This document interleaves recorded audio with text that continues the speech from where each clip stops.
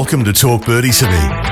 This is Australia's most popular golf podcast with former world number 16 Nick O'Hearn, the only player to beat Tiger Woods twice in match play, and tour pro Mark Allen, who played professional golf around the world for 15 years, including a British Open. We're coming from our studio at Titleist and FootJoy headquarters. Titleist is the number one ball in golf, and FootJoy is the number one shoe and glove in golf. And thanks to our great partners, Watch My Numbers, the most powerful database golf app in the world. Download from the App Store or Google Play. Ping, as with Nick O'Hearn, will help you play your best. See your local golf shop or professional for a Ping club fitting. The Golf Clearance Outlet beat everyone's prices. Visit golfclearanceoutlet.com.au for your nearest store. And Better, the fastest and easiest betting app in Australia. Now that's better. Now, from our studio at Titleist and FootJoy headquarters, it's time for Talk Birdie to Me. Here's Nick O'Hearn and Mark Allen. Hello, everybody. This is a feedback podcast, and let's get straight into it. I'm still in shock. I'm in absolute shock at the moment, Mark. Why is that? Well, just before we started, Nick was stretching over there. Yeah. And the view that you and I had of him was not a view we should ever have to see. Yeah, folks think what's his name? Jimenez? The menace? What's his name? Miguel. Yeah. I think Miguel. I did one stretch the wrong way. So you did. I should have been facing the other way. Oh, trust me, you were stretching the wrong way. There's some feedback for you, Nick, before we get started. Feedback for Nick O'Hearn. Okay, here is a comment from Eris. Here's a tour of great courses that an Irish golfer who is not loaded with cash would enjoy. Quality at a great price. Headford. I can't. Rathsalar. How do you say that? Any idea? Rathsalar. There we go. How do you say that, Nick? Now get your goggles on, Nick. Rathsalar. Okay. Right. Carlo and European Club. Or Carlo and European Club. Yeah, okie-doke. There you go. So there's Irish golf on a budget. Irish golf for a fair price and Lovely. great courses is what Eris is saying. Thank you, Eris. But there you go. Gary Roberts has a question. Gary has said, boys, any tips on both long and short putts early in the morning in winter when it's very cold and your hands are freezing? There's nothing worse. Short putts are called gimmies. And long putts, hit it closer. Look, you know what? Sorry. I reckon this is the boring answer to your question. But it is all about process. I mean, you can get hung up with cold hands and only worry about outcome, which is please go in, please go in, please go in. It never works. Or a long putt, please go close, please go close, please go close. It never works. So just get into your process. You know, I think for the long putting, I'm always pretending I'm rolling the ball on really long putts.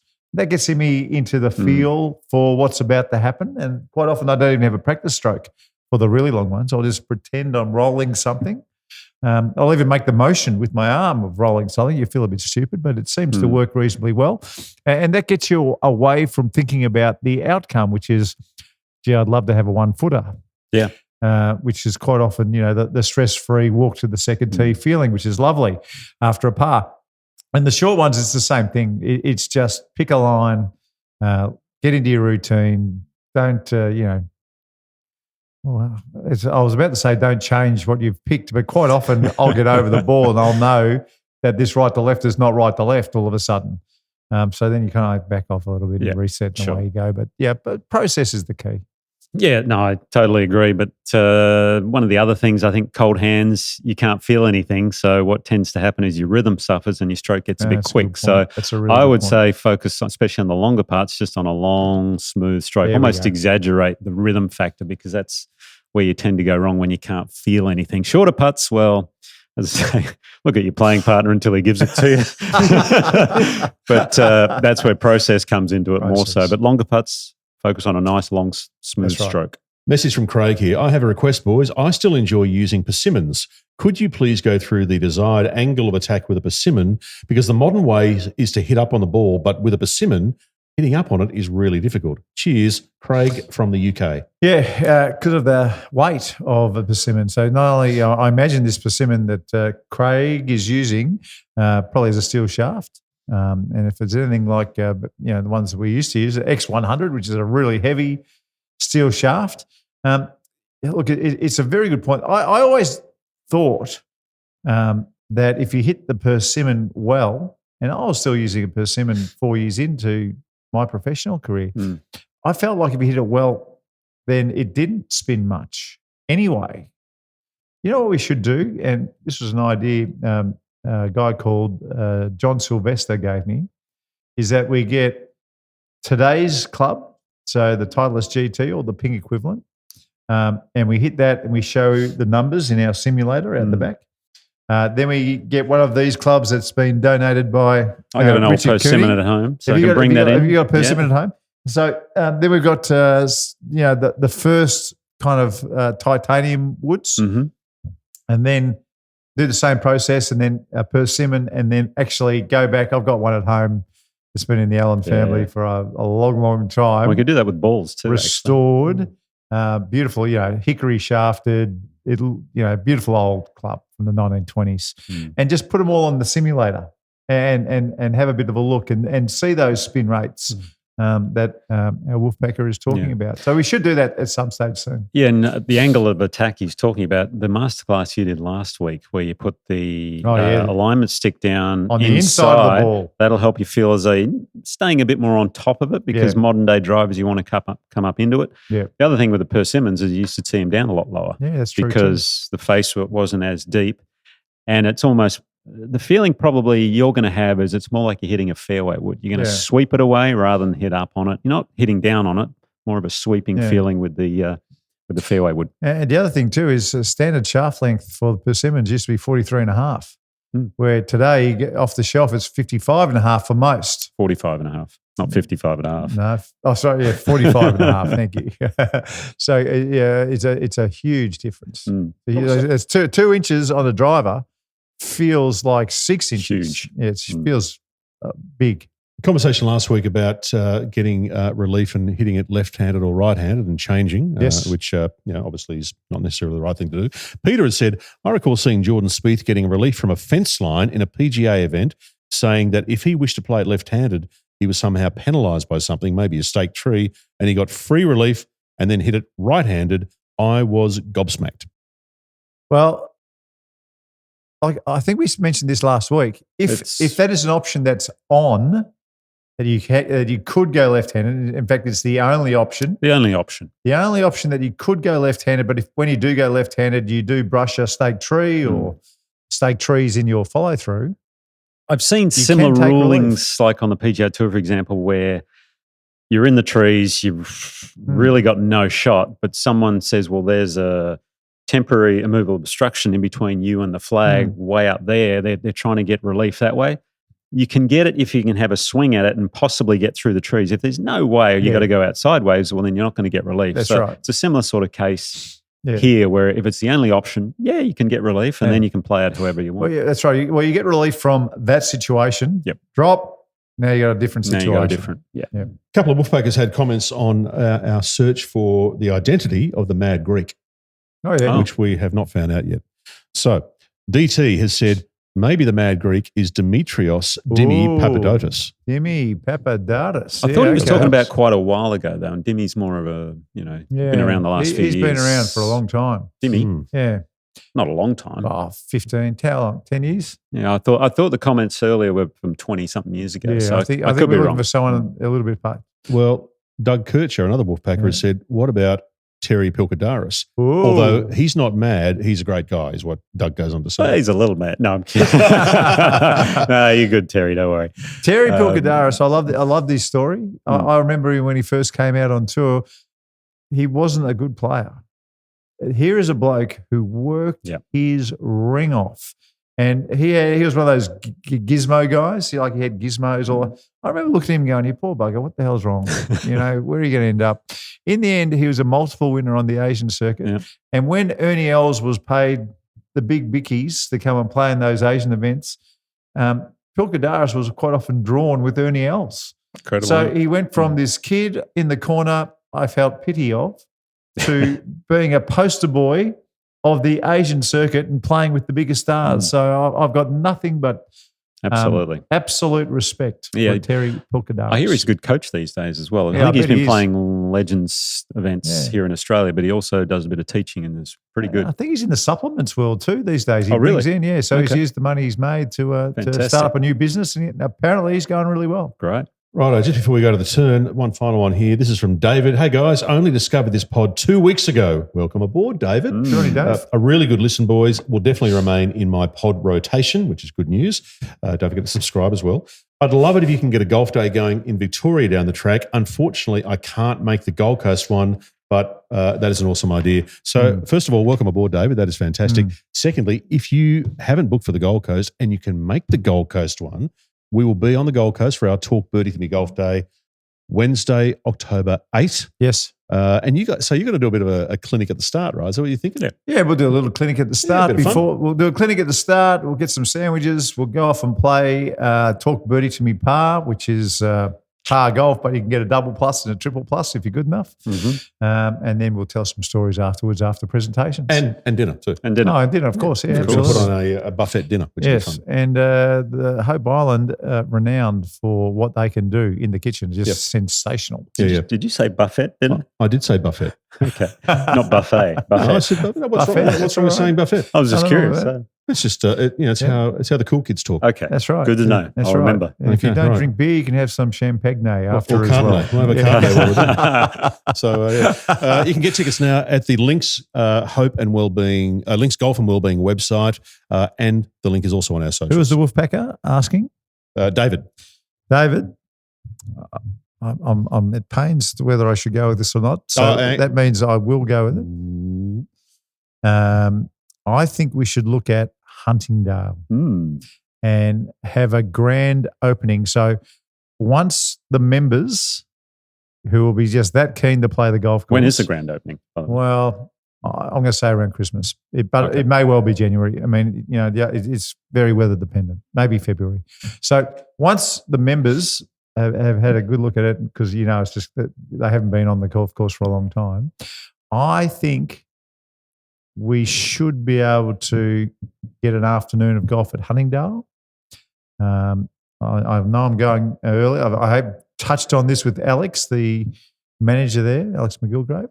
So leave it with me, but I think that would be an excellent place to start. Do you know the problem with that? I think some wolfpackers are going to hear you say that and go, oh, Mark's just saying that. He's already got it organised in the background. He's just trying to make that up. But there's nothing organised. No, there's nothing organised. You just got to be careful what you promise. Sometimes you just got to put a little bit of pressure in the right direction and magic happens. Okay.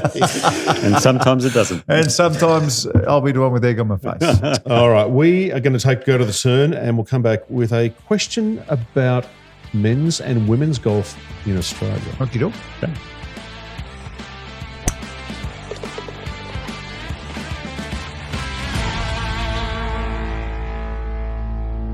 You never heard buffet before?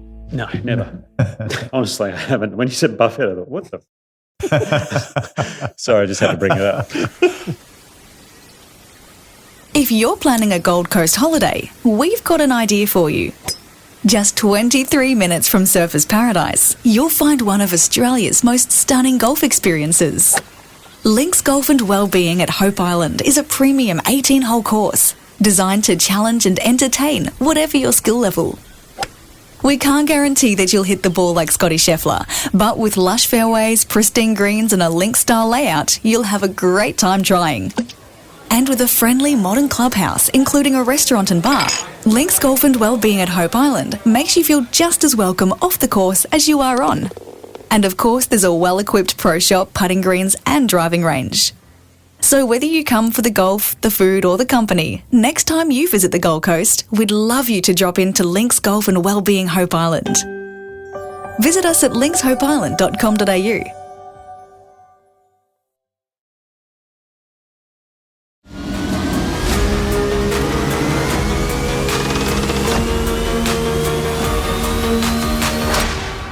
Oh my word.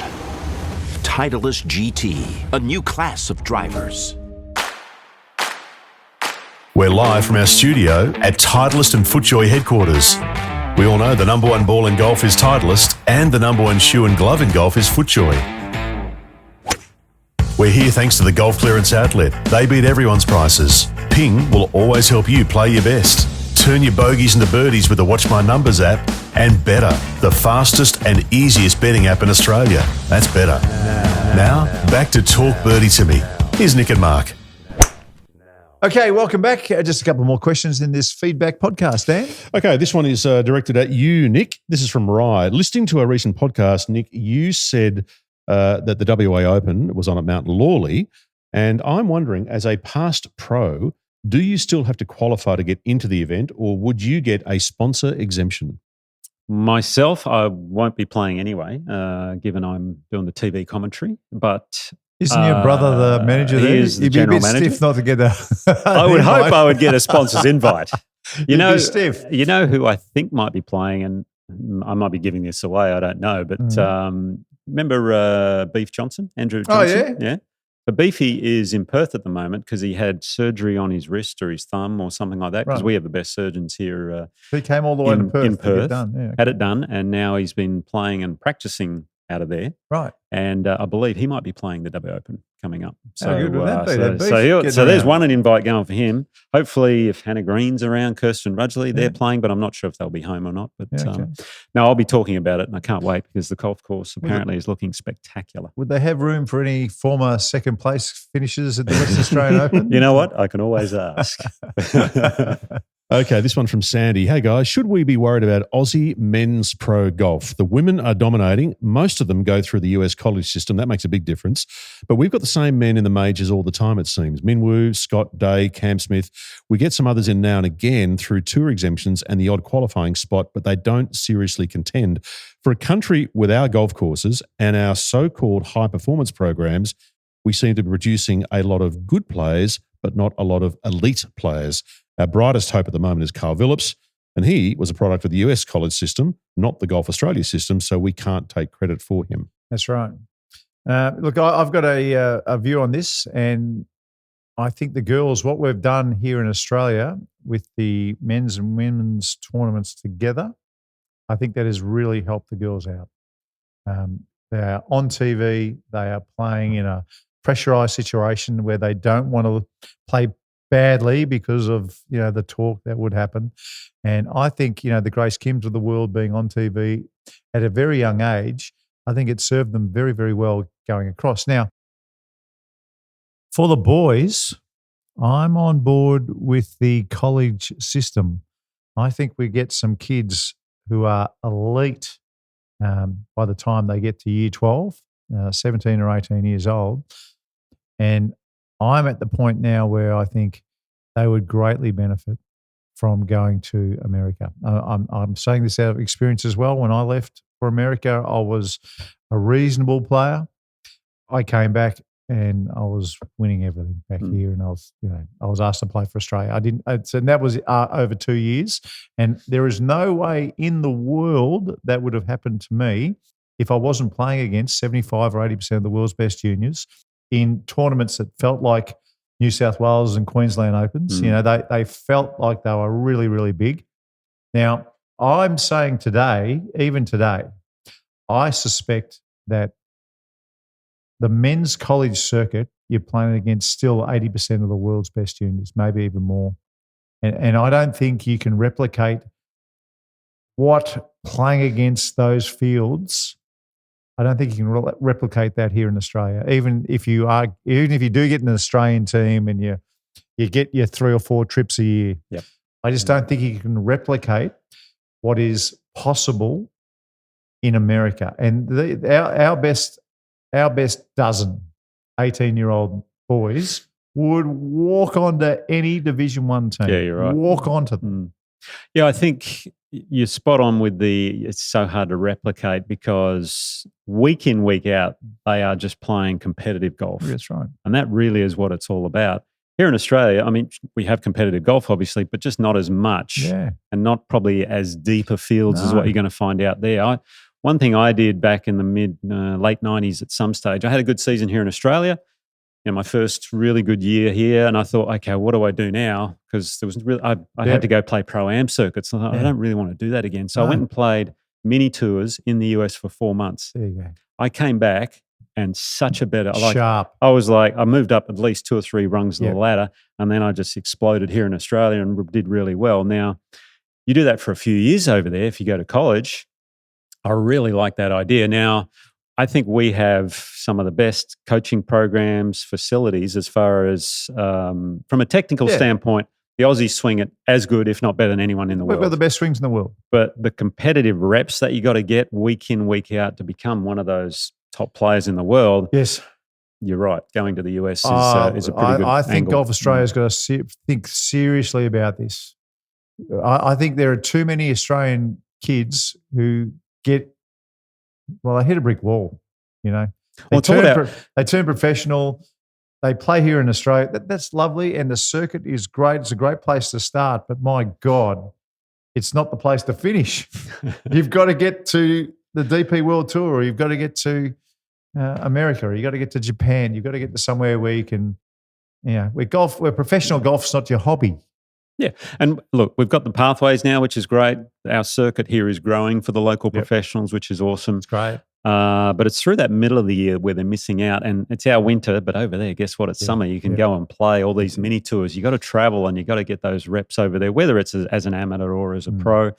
Amateur, obviously, college is a good option. But if you're already a pro, well, get out, get overseas, start playing. And it's amazing how much you learn in a foreign environment, how much better you're going to get because you're going to be putting yourself outside your comfort zone week in, week out, and that's how you improve. And that's right. And see, the funny thing is, this is the way you think of yourself. I left Australia knowing that I was the 6th or 7th player into the junior state team in Victoria.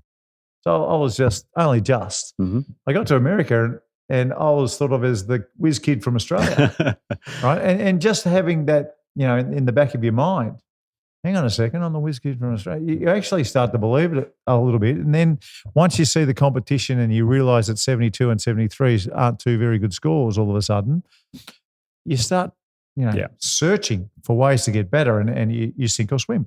And I think there's a lot of our players who would go from being the 12th best Aussie, which is kind of nowhere because you're not getting in too many Australian teams if you're the 12th best Aussie as an 18-year-old, who would walk into a number 1 or 2 position on a college team. You'd be 1 or 2 and you would be the Australian whiz kid. And that, self-perception changes. So Sandy's talked here about, it's a great question from Sandy actually, and Sandy's talked here about how one of our bright hopes is Carl Villip. So you talk about going to the college system when maybe you finish year 12. He went to high school. He went a lot earlier. He went to high school golf as well. So Carl he went Billups. a lot earlier than you're saying. Would you suggest that what Carl's done is?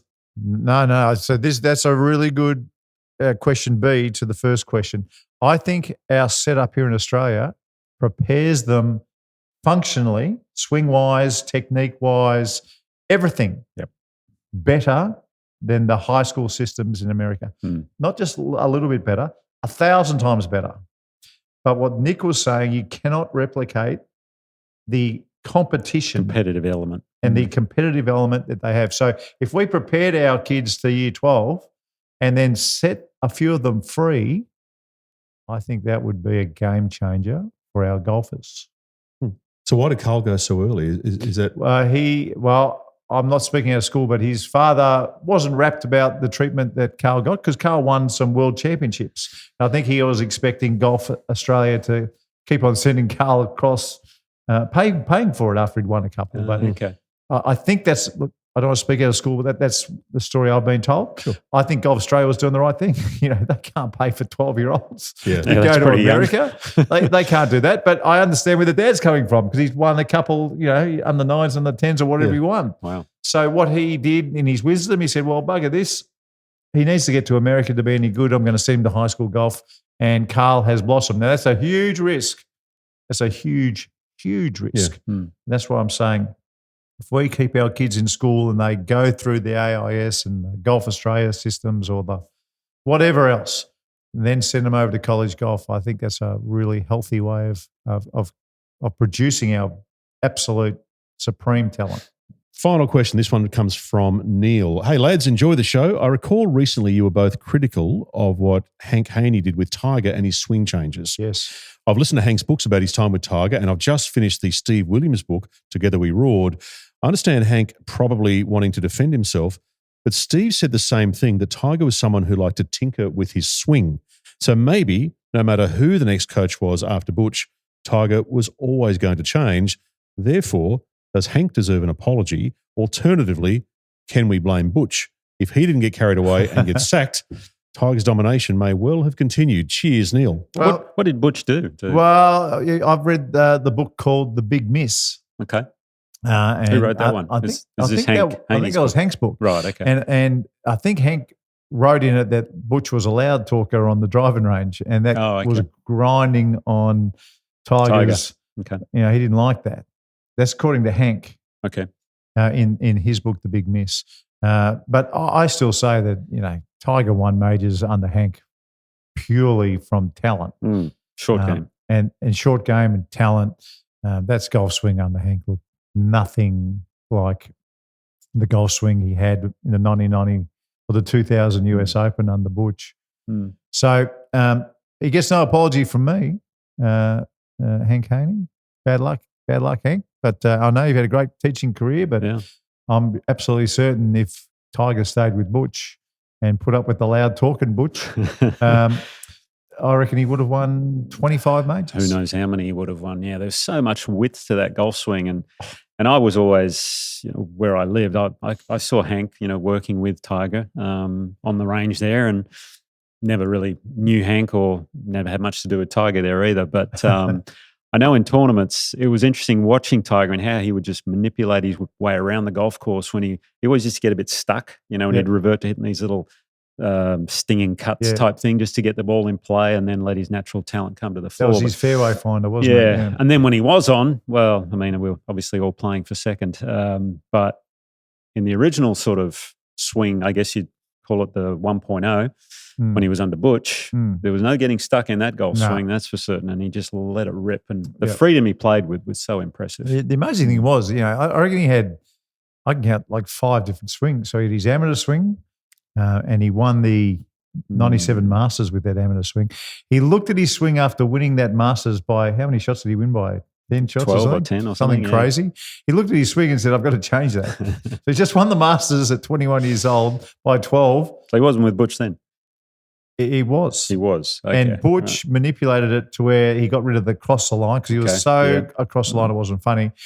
Then that took about 2 years. And then he had that 2000 swing at the US Open where he won that US Open by a stack. And that's where he was swinging at his absolute best. It was a tiny bit across the line, which, when I go back in history, I think that tiny bit across the line is the perfect spot to be. It just seems to, I don't know. When I look at Jack's, when he was at his best, he was a tiny bit across the line, and so many others, just a tiny bit across the line. That's where Tiger got to, a tiny bit across the line. And my God, it was the most beautiful looking action I can ever imagine. I think while we're talking Tiger, we're going to talk to Steve Williams later in the week. Yeah, I think the big challenge about talking to Steve is what don't you ask? I mean, there's so many things you could talk about. He'll be an open book. He's No, I don't mean in terms of topics that are off bounds or not. I mean in terms of the volume of stuff. So many questions. So we'll have a chat to Steve Williams later in the week. That will be a very, very big bonus pod. Cannot wait for that. All right. Is that enough feedback That's for it, boys. one round? That's it. Good on you guys. I'll see you guys next time. Cheers. And that's been Talk Birdie to Me, Australia's most popular golf podcast with Nick O'Hearn and Mark Allen, coming from our studio at Titleist and FootJoy headquarters. As everyone knows, Titleist is the #1 ball in golf and FootJoy the #1 shoe and glove in golf. Wherever you get your podcasts, make sure to subscribe, maybe leave a review, and we'd love you to share the pod with a friend who loves their golf. Huge thanks to our fantastic partners. Ping, like they do for Nick O'Hearn, will help you play your best. You can see your local golf shop or professional for a Ping club fitting. The Golf Clearance Outlet always beat everyone's prices. Visit golfclearanceoutlet.com.au for your nearest store. Watch My Numbers is the most powerful data-based golf app in the world. You can download from the App Store or Google Play. And better, they've got the fastest and easiest betting app in Australia. Download from the App Stores today. Now that's better. Keep in mind, what are you really gambling with? But for now, from our studio at Titleist and FootJoy headquarters, thanks for being a part of the show. We'll see you next time.